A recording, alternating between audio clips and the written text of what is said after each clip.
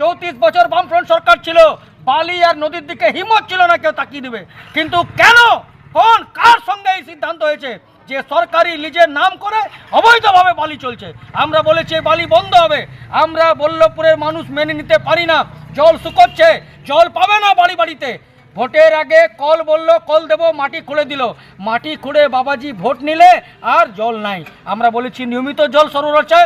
30 তারিখ শহীদ সুকুমার ব্যানার্জির মূর্তি থেকে ঐতিহাসিক পদযাত্রা মানুষ দেখবে।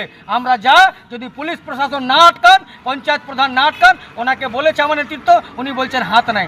আসলে উনি ফেসে গেছেন, ভালো মহিলা প্রধান হয়েছেন, কিন্তু আমার মনে হয় না এই চোরদের মাঝে উনি বেশি দিন প্রধানগিরি করতে পারবেন। ওনার নিয়ন্ত্রণ পঞ্চায়েতে চলে না।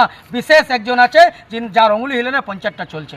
অপদার্থদের পঞ্চায়েত, বাস্তু কুকুর বাসা হয়েছে যে আমরা ভাঙবই আর নদী আটকাবই, অবৈধ বালি আটকাবই। আমরা এই বালি বন্ধ করতে হবে। এই মূলত 4টে বিষয় নিয়ে আজ আমরা ডেপুটেশন দিয়েছি। কিছু কথা উনি বলেছেন, আশ্বাস দিয়েছেন, আমরা বলছি না সবটা উড়িয়ে দেওয়ার মতন, কিন্তু কিছু সদর্থক ভূমিকা উনি নেবেন। আন্দোলনের চাপে যদি নেন আমরা ওয়েলকাম করব। আমরা গঠনমূলক বিরোধিতা করি। এই তৃণমূলের পঞ্চায়েতের মতন নয় যে পঞ্চায়েত প্রধানকে ধাক্কা মারবো, চেয়ারম্যানকে ধাক্কা মারবো।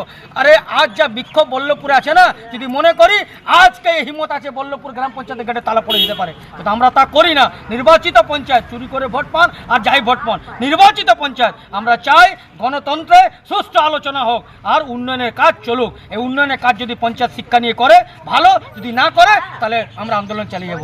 এইটাই আমাদের কথা ছিল।